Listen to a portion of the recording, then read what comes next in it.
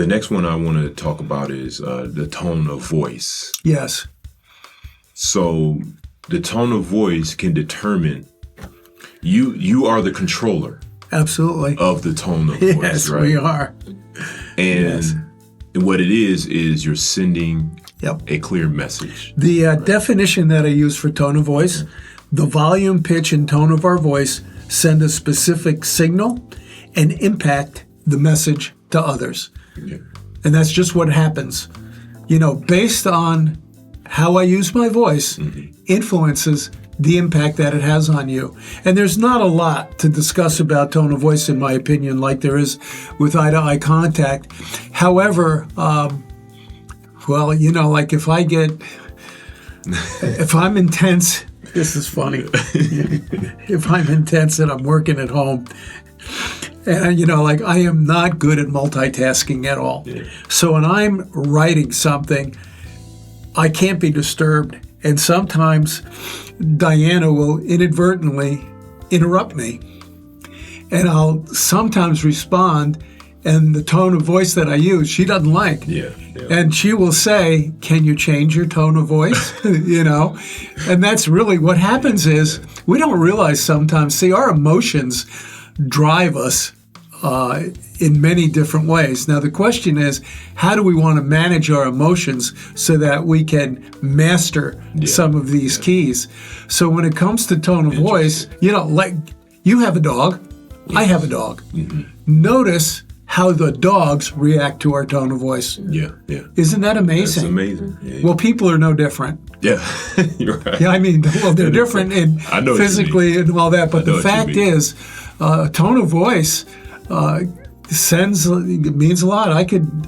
I will determine whether I think you're angry at me or whether you're pleased with me simply by the way you look at me and your tone of voice. Even if I'm wrong, that's what I'm getting.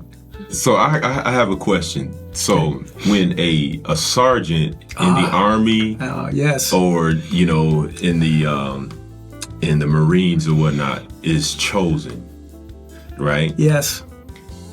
Would they choose a sergeant that has a very, very weak voice?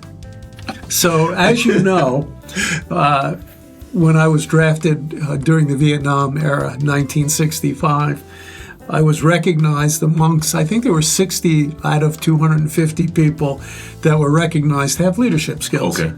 So I went into a leadership program, and you talk about what you have to begin with. You're taught. In other words, when I was going through leadership school, I was taught the way that I should perform with my body language, tone of voice, all that. Now, that's the way I was taught. So yes, as a matter of fact, I have a relatively loud voice because of the Army. Okay. Because when I was training, they made you talk very loud because we didn't have, the technological support that you do. We didn't have microphones. Right. Everybody had to hear us. Okay. So it's rather interesting because I didn't always comply with the demeanor that they wanted me to have. Understand. And this is important for people to understand when it comes to body language. The body language that is best for me is the body language that works best for me. Interesting. And in the Army, it's one of my favorite stories. I was a drill instructor at the time, and I had one very frail candidate in the platoon I was helping. And he barely met the size requirements to be in the Army. Okay. And as a result, all the other soldiers were kind of making fun of him from time to time. So I noticed that, and I realized here's a guy that volunteered. Mm-hmm. He barely met the size requirements, and he's being made fun of. So what I did, I started paying very special attention to him. And when I was working with him, I was never loud. I was never forceful.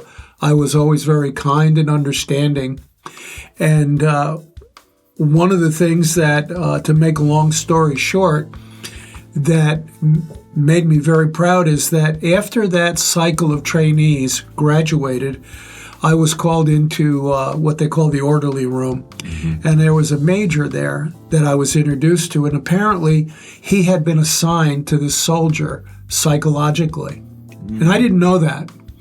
And he told me that he wanted to congratulate me because I did more for that soldier than he could have ever done. Wow. And this was all based on some of the things that I realized helped me to be strong with people.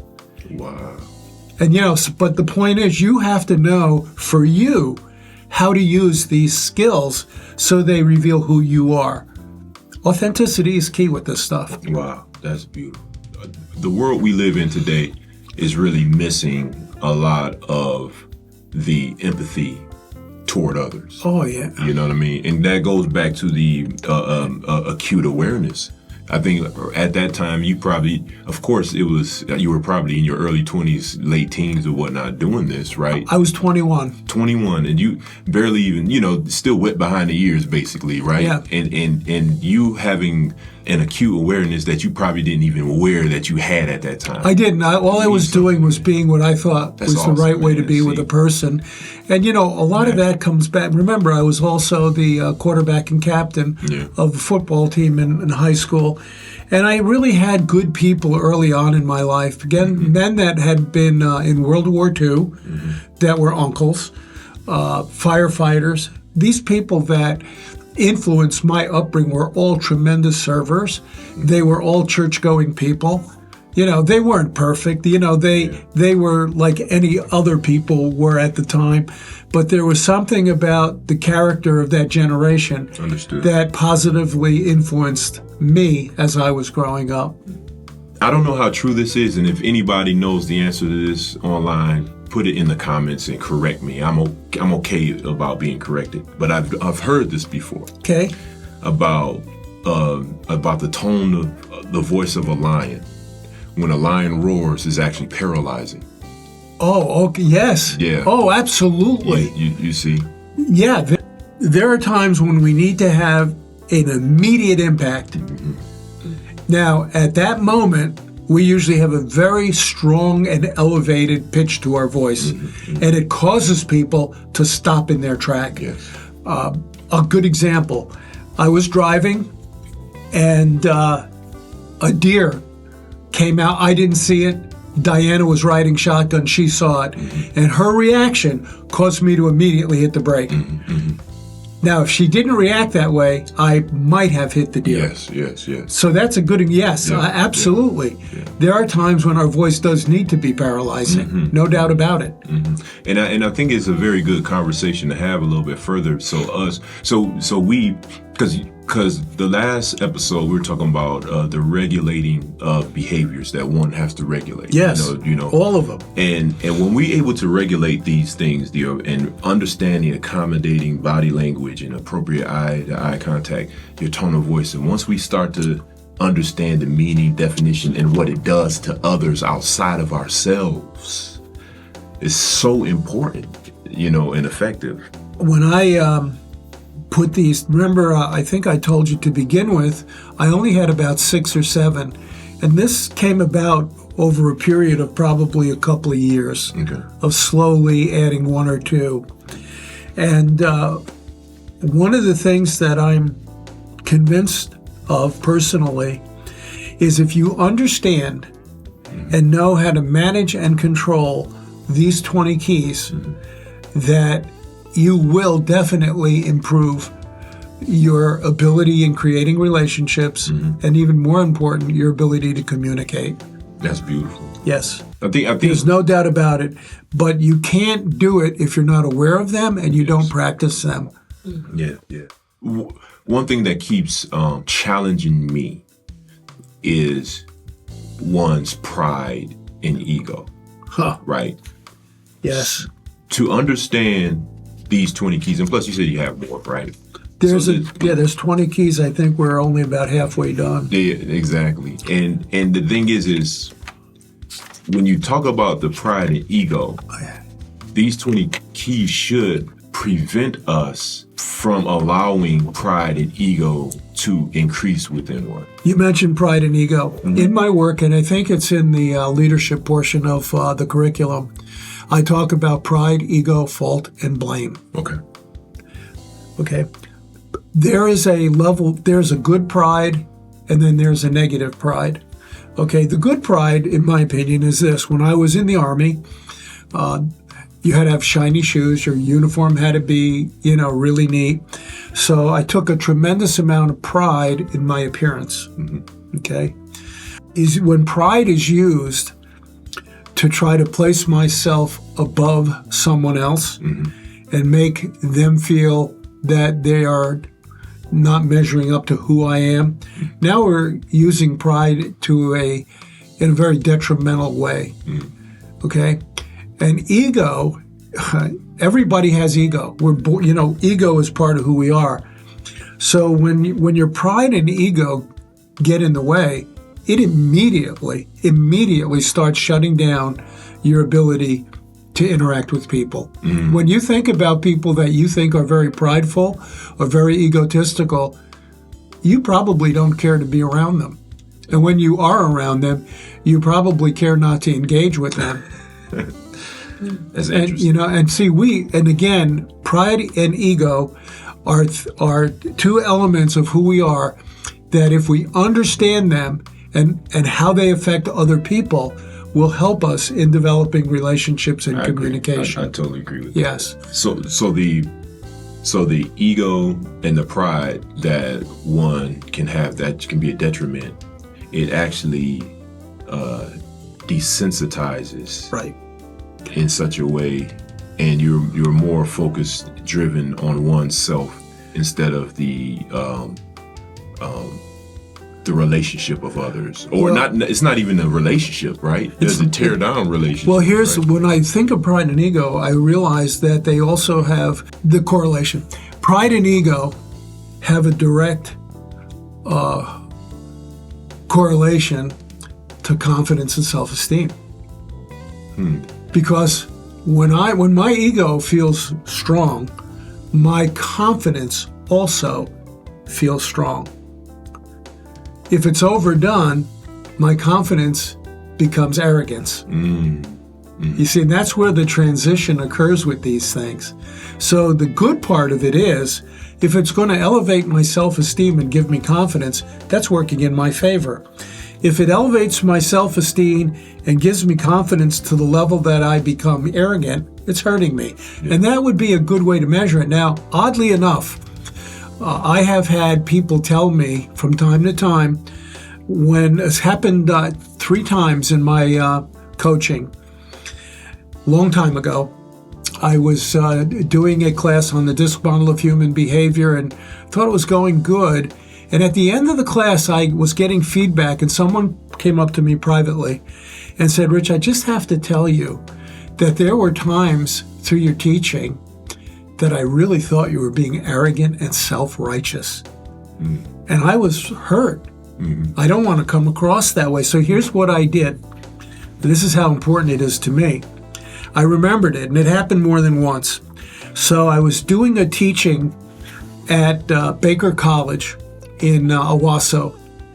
And when I started the curriculum, I said, before we start, I want everyone in the room to understand that in the past, I have been criticized for being arrogant and self-righteous. So during the training, if there's a time when that occurs, would you please point it out to me? Because I wanted to know when and why it was happening.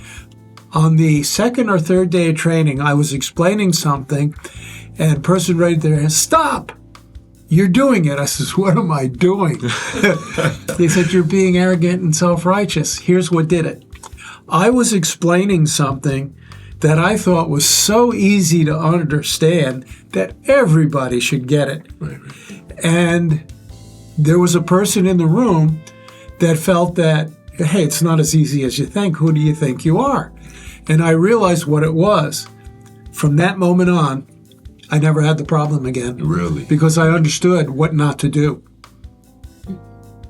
Yeah, it worked. That's. And I will still tell people occasionally that sometimes I come across as arrogant and self-righteous. So when that happens, don't hesitate to let me know. So that is when I look at that, and it's something that we're trying to establish here. You're talking about, at least this is what I think you are. That example is from a external source to you. Yes. That is a teacher and delivering a message, right? Right. The beautiful part about this is the external is actually sharing to you your own keys that's been developed. Is it interesting? Yeah, as much as these 20 keys are, I know they're valuable. I realize that when we use them appropriately, how effective they can be. But let me get something straight here. I don't always do them perfectly. I mess up just like anyone else does. Yeah. The thing is, to what degree is your level of awareness when it comes to identifying with whether it's these 20 keys or anything else that's significant to your character? How important is it that they become forefront on your mind so that people will see the real, authentic person you are?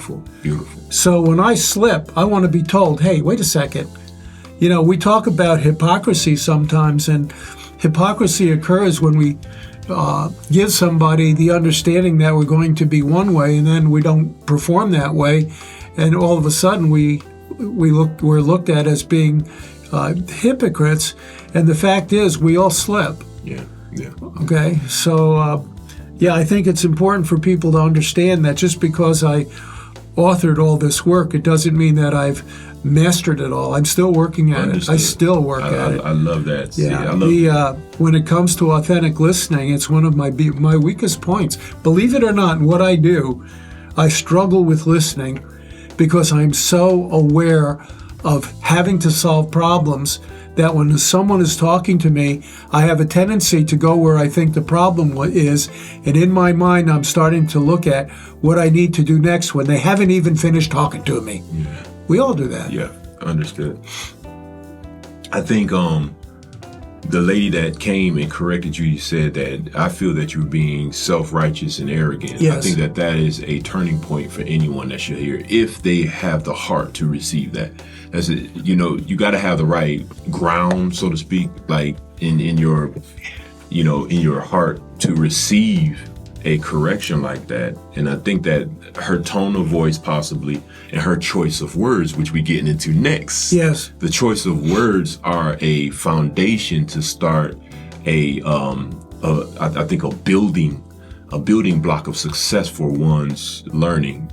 Tear down. And the reason why I'm saying that is you can, when someone comes to you with a legitimate problem, you may not even know it. You don't even realize there's a problem at the time. But once you kind of sit back and kind of dissect, and you receive those words and you process the words that's coming to you, you didn't necessarily realize that was in you. You didn't realize, and you were unaware that behavior was absolutely coming out of you. Absolutely. It happens both ways. Sometimes we perceive someone and we think they're that way because that's the impression we draw just based on their body language. One of the people that I helped early on in my coaching, as I spoke of in one of our earlier sessions, was a person that was struggling interpersonally. And it was all about their appearance. It was all about their facial expressions. And when we were able to change the facial expressions, it made a big difference in how they were being received. But if we don't know it, we don't have the opportunity to correct it. So I think one of the things that you brought to the forefront here that's important is I want to continue. I'm not a young guy compared to the rest of the people in the world today. I'm a senior citizen. That doesn't mean I have refined the person I am to the level that he is satisfied with. Understood. So I am interested continually to see what it is that I could do to make sure that I'm growing and developing an authenticity that's consistent with the value systems that I portray. That's nice. Or proclaim. So one of the things that, and I love that. And guess what? It's so humbling. When you know that you have not arrived, and that's one of the things that I always, like with my kids. My kids ask me a question, and sometimes they ask you a question, you're like, where'd that come from? That lets me know that I'm still on a journey. Absolutely. If it's a question that's been asked and you don't really have an answer for, you're still on a journey. So anybody cannot walk this walk and feel that they've arrived in some way. And I think that one of the things that it makes me curious more and challenges me more is when we talk about the choice of words. When you talk about the choice of words, that's one of the things that I've been challenging myself to utilize a little bit better. And I think that's about broadening my vocabulary and really understand and define the meaning of things in order to convey the right message to my hearer or listener or the relationship that I'm trying to build. Can you talk about a little bit of that? The definition we use for choice of words is 2 words: our vocabulary. Okay. Now, here's something interesting, and this is what I try to avoid doing. I try to never use words that I don't clearly understand when I'm communicating with people. Understand. And I don't think that I have,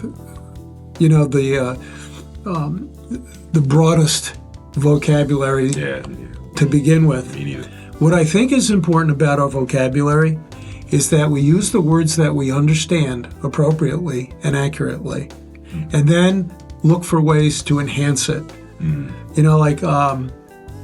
There are times, for example, the word sanctification. I hear that a lot in the religious circles. And when you ask somebody what sanctification means, I don't think most people could give you the definition. Right. Here's an even better one. The word holy. What does that mean?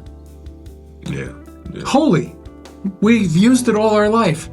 So what I've discovered in this work, and as you know, later on when we talk about leadership, I have identified and defined, I think, 82 leadership attributes and adjectives. And when I did that, I came up with the word and I illustrated my definition. When we talk about our vocabulary, and I'm speaking to someone, there's a couple of things that are really important here. Number one, I'm hoping that they're going to understand the words I use. Okay. And when I'm talking to somebody that might, for example, I work with people that have PhDs. I'm never concerned about saying something they won't understand because their vocabulary is generally more comprehensive than mine. Vast. When I talk to someone who doesn't have that type of education, then I need to modify my vocabulary to be sure that I'm using words that they really do understand. The other thing that I have done is if I use a word or they use a word that I don't think they know the definition of or I don't know the definition of, I will say, what do you mean by that? And we don't do this enough. One of the things that amazes me is that we have these different understandings of the definition of words, and we have conversations. And the word integrity is a really good example. When I have asked a group of people to write down the definition of integrity, as many different people are in the room as the amount of different definitions I'll get. So when we're talking about integrity, we're probably talking about 2 different understandings. Yeah. Well, that's a good word to use because it's a good example. But what other words in our vocabulary are we using that we're understanding one way and the person we're communicating with understands a different way? And if we don't recognize that and take the time to create that clarification, we miscommunicate. I agree. And how can a relationship be built strong if there's 2 different definitions being understood? It happens. How many times have you gone back and after somebody misunderstood you, you say, oh, let me tell you what I meant by that. Yes. Instead of, let me tell you what I meant by that at the beginning, we're having to come back and patch a wound up and clarify later. That's interesting. And I find that, most people, as you know, we both understand the value of asking questions. Yes, and yes, the value of asking questions And words. my observations have been that most people avoid asking questions because they have a tendency to be a little bit uncertain about, if I ask a question and I get an answer that I don't know how to deal with, what will I do? Yeah. That's the choice of words that bring forth a question, and the questions afterwards will warrant an action, or they feel responsible for whatever the answer is, right? Well, pride and ego have a direct correlation on our confidence and self-esteem. If I had said that to somebody that wasn't as educated as you, they might not know what the word correlation meant. Right. That's a good example of, understood. Understood. So like if I was to make that statement to somebody that I want to be sure they understood, I would say that, our pride and ego have a direct effect. Yes. Now, that's a little bit easier to understand.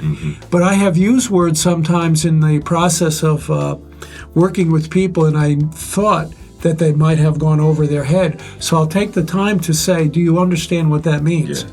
Yes. And what's good about that, because I work with younger people quite a bit, is that when I ask them and they don't know, it gives them an opportunity to increase their vocabulary by learning the definition then. That's awesome. Which is fun. That is awesome. Yeah. So I was a memory of something, right? Okay. So I was in China for about 2 weeks, right? And my management said, Ethan, when you go over there, they said when you go over to China, he says they're going to agree to everything that you say, because it's a dishonor to say they don't understand, right? So when you brought this up, it made me realize that it can be cultural based too. Most definitely. You know what I mean? Oh, big time. Because in America, we're free. We have the freedom of speech, right? So we can challenge one another with our vocabulary. We can challenge one another if we don't necessarily fully know what the person is asking.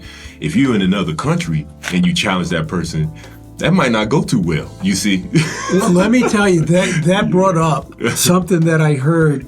One of the, I was listening to Andrew Womack. Okay. He's a guy that founded Charis Bible College. Okay. A really interesting guy. He was talking about 20-some years ago, he went to Poland. Okay. This was before the wall got torn down. Now, this is really interesting. He says, when I went over there, he said I had my regular clothing on, and people would come up to me and say, America, American, simply by the way he looked. Wow. Now, this really gets cool. So he went and changed his clothing to be dressed like everyone else over there. And they still came up to him and said, American. Guess what he was doing that they don't do? What's that? Eye-to-eye contact. Back then, way back then, I'm talking about, this is like 20, 25 years ago, 30 years ago, that if the people in that culture gave you eye-to-eye contact, the authorities thought that they were challenging them. Wow. And they would discipline them. That isn't even words. And if that isn't an example, now think about, and this is something to think about where our country is going. If freedom continues to get removed and misunderstood, could that happen here? Oh, yeah. You follow? Definitely. That's another conversation. Yeah, that is another But I thought it's true. That was so remarkable that just eye-to-eye contact could cause me to go to jail. Yeah. And that's what he was saying, and I thought, wow. Yeah. Yeah. That's so anyway, actually, that's like a rabbit trail, but your comment made me think about it. No, it is. And actually, in some cases, it was in America at one point in time. We know that, right? But now, that's really true. Yeah, but now in this current regime right now that we're in, I do see kind of the cycle going to eventually go that way. Like you said, that's another conversation. The choice of words is very, very important because I think once again, it's about being of service and building a relationship to what's missing and seeing value. And I love what I'm starting to say weave. I'm about to start taking ownership of the keys. Well, you're welcome to them. I hope everybody takes ownership of them. I love it, man. Yeah, I think they're great. This is a point I want to make. Ever since like about a year ago, I started really reevaluating what I want to be with the information that I receive. And so when I met Rich years ago, this is one of the valuable tools that really helped me really understand scripture more. Because sometimes the scripture is not really easy to follow because, for one thing, it's been translated so many times, right? And I think we're all are victims of the questioning that we have because of these translations, all right? That's another discussion in itself, too. Yeah, that is. So when you talk about the choice of words, I think it's very important for us to really take a step back and say, what do these words mean to me? Just like what Rich was saying about ask a question. What do you mean by that? I think it's very important for us to care enough, not only about our understanding, but someone else's understanding of what I'm trying to communicate to them. And I think that this is really. I think, really it's interesting when you're talking about that, it brought another thought to mind. I realized that over time, the definitions of words change. And I'll give you one that I think is amazing. When I was a little boy, the word gay meant happy. Mm-hmm, mm-hmm. Today, gay does not mean that. Right. We have a different understanding. And what I think is when you talk about words is understanding what they really mean now is critical. Yeah. It really is. And one of the things that I think that happens in Scripture, as you know, is we have English, we have Greek, we have Hebrew. Yes. And when you get into the variations on how those things have changed over time, unfortunately, what it is doing to the Christian community is it's rather divisive, because if I understand Greek and you don't, and I could think that I could out-reason you because I have that understanding and you don't, that doesn't bring us together. That is so true. It tends to separate us.